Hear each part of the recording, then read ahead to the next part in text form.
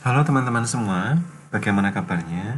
Semoga semua tetap dalam kondisi sehat, secara fisik maupun mental. Pada kesempatan ini, kita akan berdiskusi tentang distribusi normal. Apa itu distribusi normal? Kemudian area di bawah distribusi normal yang akan berguna untuk nanti ketika kita bicara tentang statistik inferensial. Dalam kesempatan ini, kita akan sedikit menyinggung tentang kurva densitas atau density curve. Kemudian kita akan bicara tentang distribusi normal dan area di bawah kurva normal. Baik, kita akan bicara tentang kurva densitas terlebih dulu. Kurva densitas itu merupakan kurva yang menggambarkan distribusi data. Kemudian kurva ini selalu berada di atas garis X, karena kurva ini menggambarkan frekuensi atau densitas yang tidak mungkin bernilai negatif, sehingga kurva ini akan selalu berada di atas garis X. Selain itu, berdasarkan kesepakatan bersama, kurva densitas ini selalu memiliki area dengan besar sama dengan 1. Jadi area di bawah kurva densitas, keseluruhan kurva densitas itu selalu bernilai 1. Nah, kurva densitas ini sebetulnya bisa dilihat sebagai histogram dengan lebar kelas sama dengan 0.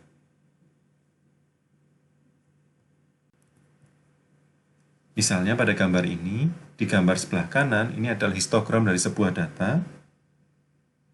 Nah, jika histogram ini, untuk setiap batangnya, itu saya buat semakin kecil, dan terus menerus saya buat semakin kecil, sampai akhirnya, lebar dari histogramnya sama dengan 0, maka histogram di sebelah kanan ini akan berubah menjadi kurva densitas yang ada di sebelah kiri.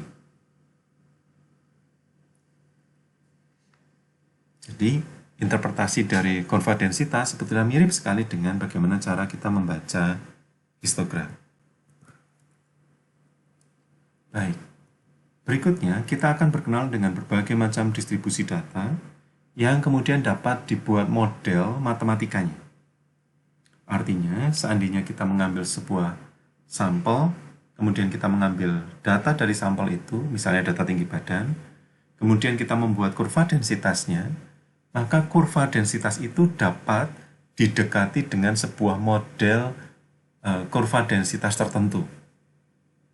Nah, yang akan saya tunjukkan adalah berbagai macam model kurva densitas yang kita kenal selama ini di statistik. Tidak semuanya tentu saja karena sangat banyak, tetapi beberapa saja untuk memberikan contoh. Contoh yang pertama, ada yang di sebelah kiri adalah distribusi binomial. Jadi, kurva densitas dari distribusi binomial. Gambarnya kurang lebih seperti itu. Setiap kurva dengan warna tertentu itu menggambarkan distribusi binomial dengan besar P sebesar yang tertera di area ini. Jadi misalnya gambar pertama ini adalah kurva dari distribusi binomial dengan P sebesar 0,25. Ini seperti seandainya kita melempar koin, tetapi probabilitas memperoleh angka sebesar 25%, bukan 50%. Nah, kalau kita melemparnya sebanyak 50 kali, maka berapa besarnya keberhasilan atau probabilitas kita memperoleh satu angka, 2 angka, 3 angka, dan seterusnya.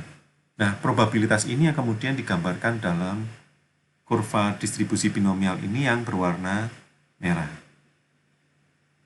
Yang berwarna hijau ini adalah kurva distribusi binomial dengan P sama dengan setengah. Ini seperti kita melempar koin biasanya.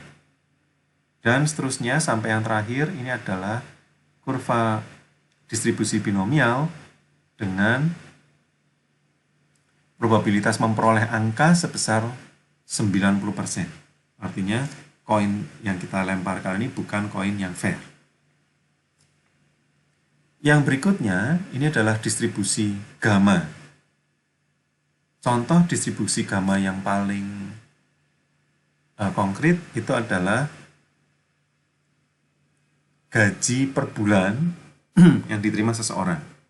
Nah, ini kebetulan saya memperoleh data gaji per bulan yang diterima oleh pekerja di tahun 2013 dalam rupiah, ribu rupiah. Jadi misalnya kita bisa melihat data-data dari gaji karyawan yang ada di area ini itu dari 0 sampai 2 juta rupiah itu bisa dibilang mendominasi distribusi gaji. Artinya mereka yang berada di area ini 4 sampai 8 juta rupiah itu merupakan area orang-orang yang jarang sekali ditemukan dalam distribusi ini. Nah, salah satu distribusi yang lain yang sangat terkenal itu adalah distribusi normal. Ini adalah gambar dari distribusi normal. Kekhasan dari distribusi normal ini adalah ia memiliki skewness sebesar 0. Jadi, dia memiliki 2 ekor dan kedua ekornya memiliki besaran yang sama. Kemudian dia memiliki kurtosis sama dengan 0. Artinya bahwa bentuk keruncingannya itu seperti ini. Dia tidak sangat runcing, tidak sangat landai. Kemudian dia memiliki bentuk yang simetris, artinya besarnya area di bawah nilai 0 yang merupakan nilai tengah itu sama dengan besarnya area yang berada di atas nilai 0. Kemudian bentuknya itu seperti lonceng.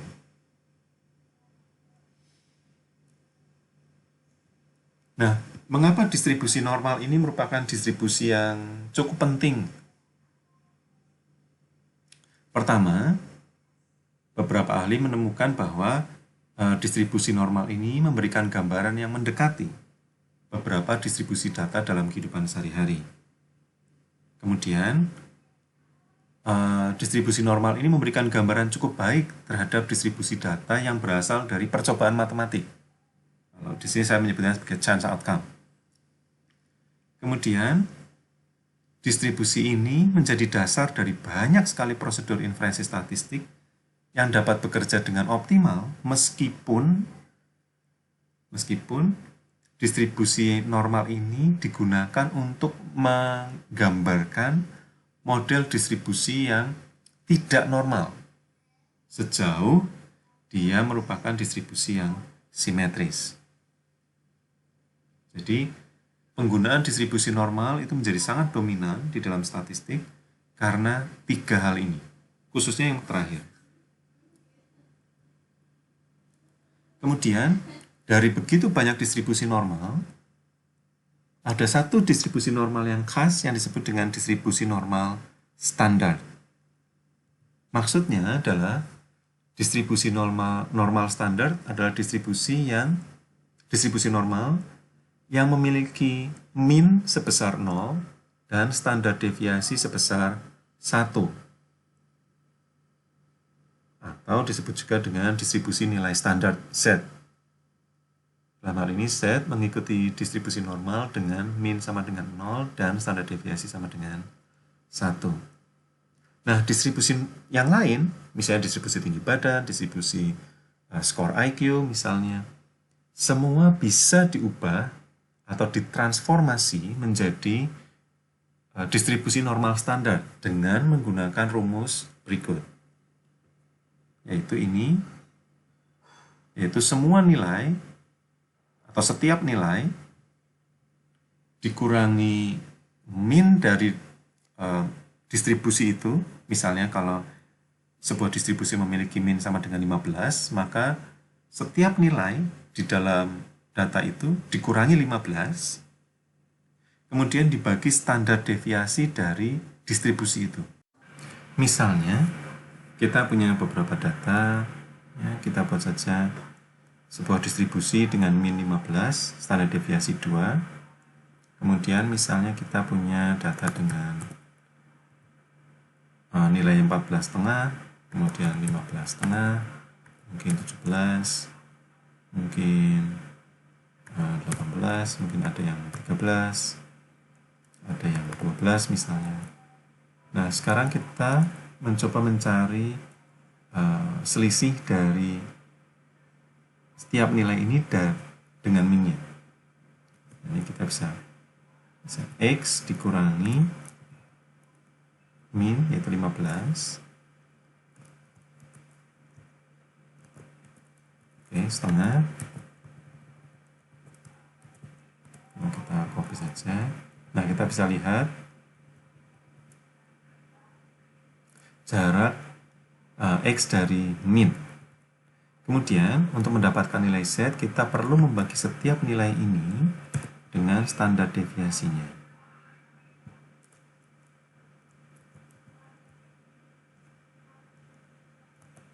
Oke, kemudian kita copy ke bawah.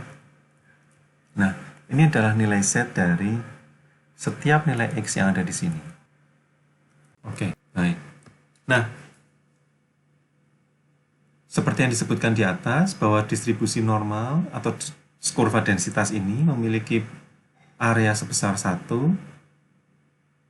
sehingga tentu saja kita bisa menghitung besarnya area dari kurva densitas jika tidak seluruh kurva densitas itu ingin kita lihat. Misalnya, saya hanya ingin melihat bagian ini saja. Berapa besarnya proporsi dari area di sini? Atau misalnya saya hanya ingin melihat area yang ada di tengah. Berapa besarnya proporsi dari orang-orang yang memiliki nilai yang berada di sini? Nah, distribusi normal memiliki, khususnya distribusi normal standar, itu memiliki area-area yang sangat khas, sehingga disebut sebagai area penting di dalam distribusi normal standar. Ini adalah 3 area penting yang ada di bawah distribusi normal standar. Teman-teman bisa lihat, area yang pertama yang berwarna merah salmon ini adalah area dari distribusi normal standar yang berada di antara nilai Z sebesar negatif 1 hingga nilai Z sebesar 1. Nah, luasnya area ini adalah 68% dari luas seluruh distribusi normal standar, atau ya 0,68. Kemudian, area yang mencakup negatif 2 hingga 2 standar deviasi, besar dari area ini adalah 95%, sekitar 95% dari keseluruhan area kurva normal. Kemudian yang terakhir, negatif 3 hingga 3 itu mencakup 99,7% dari keseluruhan area di bawah kurva normal. Nah, 3 area ini menjadi penting karena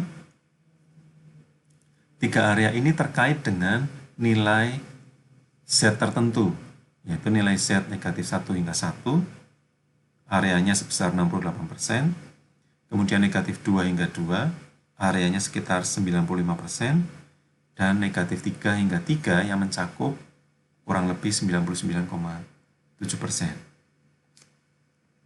Bagaimana jika ketertarikan kita tidak ada di dalam 3 area penting ini? Jika ketertarikan kita ada di luar, misalnya saya hanya tertarik di bagian ini saja. Bagaimana cara menghitungnya. Ada dua cara untuk menghitung. Yang pertama, jika nilai yang hendak dicari itu merupakan nilai kasar, nilai yang kita peroleh langsung, gitu ya, nilai mentah. Yang kedua, jika nilai yang hendak kita cari itu sudah diubah ke nilai standar. Jika nilai yang kita cari belum diubah, maka kita bisa menggunakan spreadsheet seperti Excel, atau LibreOffice, atau OpenOffice, atau bahkan Google Sheet dengan memasukkan function ini sama dengan normDist, kemudian kita masukkan nilai yang hendak kita cari, kemudian min dari distribusi data tersebut, standar deviasi, dan yang terakhir itu adalah apakah kita hendak melihat kumulatif atau tidak. Nah, dalam hal ini kita hendak melihat distribusi besarnya proporsi kumulatif, sehingga kita akan menuliskan 1. Atau jika nilai yang hendak dicari sudah diubah ke dalam nilai Z, maka yang kita masukkan seperti ini. Normdist, nilai Z yang sudah kita dapatkan, kemudian minnya sama dengan 0, standar deviasi sama dengan 0. Baik, kita gunakan Excel atau spreadsheet yang lain untuk melihat contoh. Misalnya kita buat satu kolom lagi, kita beri nama saja area. Kemudian kita bisa menghitung besarnya area di bawah kurva normal yang lebih kecil daripada negatif 0,25 standar deviasi. Nah, kita bisa menggunakan normDist, kemudian 0,25, 0, 1, lalu 1. Kita bisa juga tentu saja menggunakan normDist, kemudian kita menggunakan angka 15,5,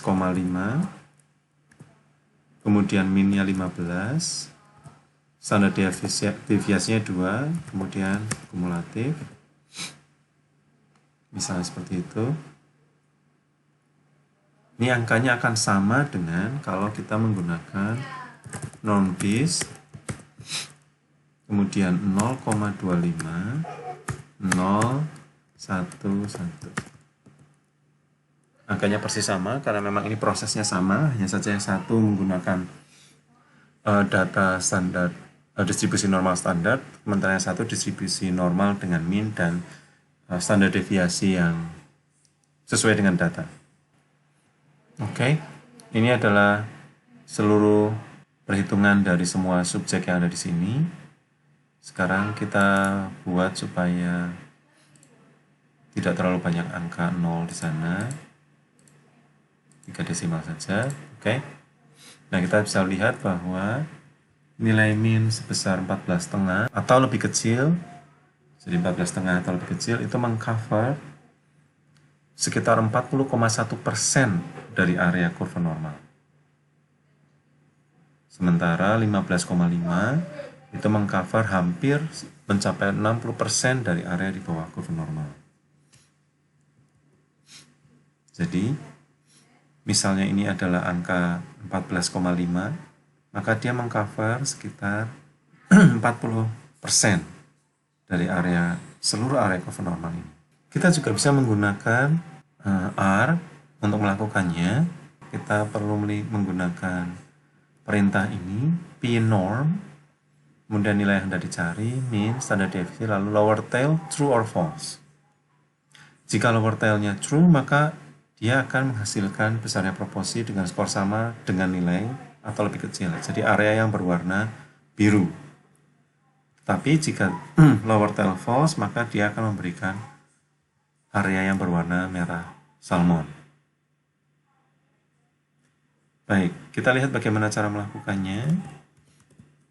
Di sini, jadi kita lihat di area ini saja. Norm dari 14,5, kemudian minnya 15, standar deviasi 2, kemudian lower tail true, kita biarkan saja, 40,1%. Sama persis dengan perhitungan yang kita lihat di Excel. Kalau kita ingin melihat yang sebaliknya, maka false ini akan memberikan area yang bagian yang di sebelah kanan dari nilai yang kita cari. Misalnya sebesar sekitar 60%. Oke, baik. Sekarang kita akan melihat beberapa latihan. Misalnya ini. Persentase anak dengan skor yang sama dengan atau di bawah 80. Kita bisa menggunakan R, norm, 80, minnya 100, kemudian standar deviasi 15, besarnya sama dengan 9,1% kurang lebih. Kemudian soal kedua, persentase anak dengan skor yang sama dengan atau di atas 125. Nah, pertanyaan ini terkait dengan area yang berwarna merah salmon. Jadi kita bisa menggunakan R lagi, 125. Kemudian jangan lupa menggunakan lower tail sama dengan false.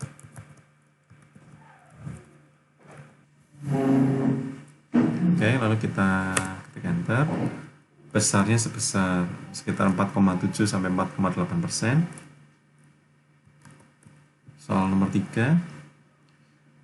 Persentase anak dengan skor di antara 80 dan 125. Trik yang bisa kita kerjakan, kita lakukan adalah sebagai berikut. Pertama, misalnya adalah distribusi data kita. Nah, nilai antara 80, misalnya saya taruh di sini, dan 125, misalnya saya taruh di sini. Nah, misalnya kita memiliki distribusi seperti ini adalah 80, 125, maka area yang sebetulnya kita cari adalah area di tengah ini. Namun demikian, informasi yang dapat kita peroleh menggunakan NORMDIST itu adalah area di bagian sini dan area di daerah ini. Nah, lalu bagaimana cara menemukan area di tengah ini? Solusinya mudah. Pertama kita menemukan proporsi dari atau probabilitas memperoleh X lebih kecil atau sama dengan 125 yang dapat kita temukan menggunakan NORMDIST. Kemudian, misalnya ini kita anggap saja A, begitu. Kemudian kita mencari proporsi atau probabilitas mendapatkan X lebih kecil atau sama dengan 80, kita sebut saja B. Nah, probabilitas atau proporsi untuk memperoleh X di antara kedua nilai ini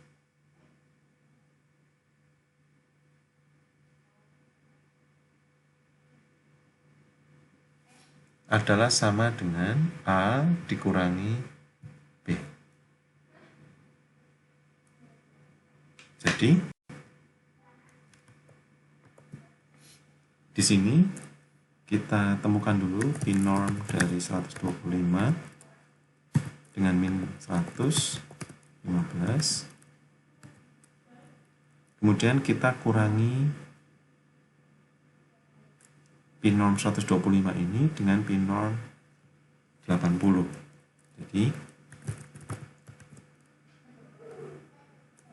kita simpan saja misalnya binorm 125 sebagai A, kemudian binorm 80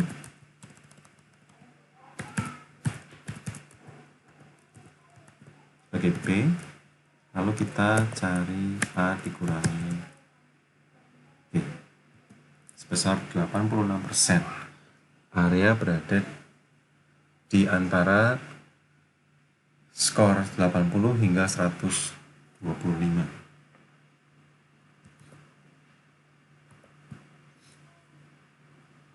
Bagaimana dengan persentase anak dengan skor di bawah 50 dan di atas 150.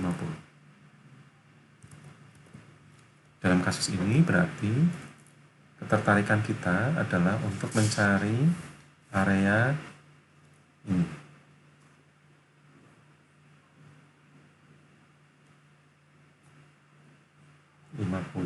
Ini area yang kita inginkan untuk dicari, dan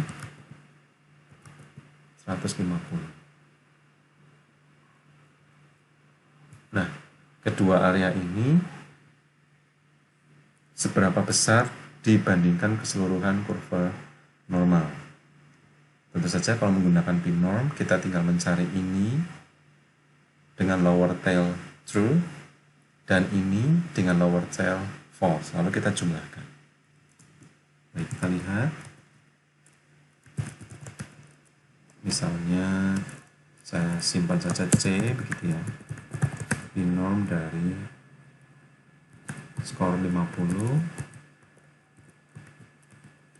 kemudian D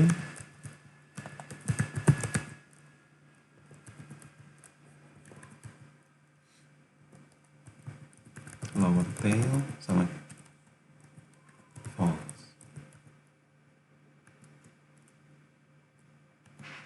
Nah, kemudian kita jumlahkan C tambah D. Besarnya sebesar, ya, ini masih 0,08%, kurang lebih seperti itu. Jadi sangat kecil sekali probabilitas dari subjek yang ada di kedua nilai ekstrim ini. Nah, demikian kurang lebih paparan mengenai distribusi normal. Sekiranya ada pertanyaan yang hendak diajukan, silahkan diajukan ke diskusi, forum diskusi yang sudah ada.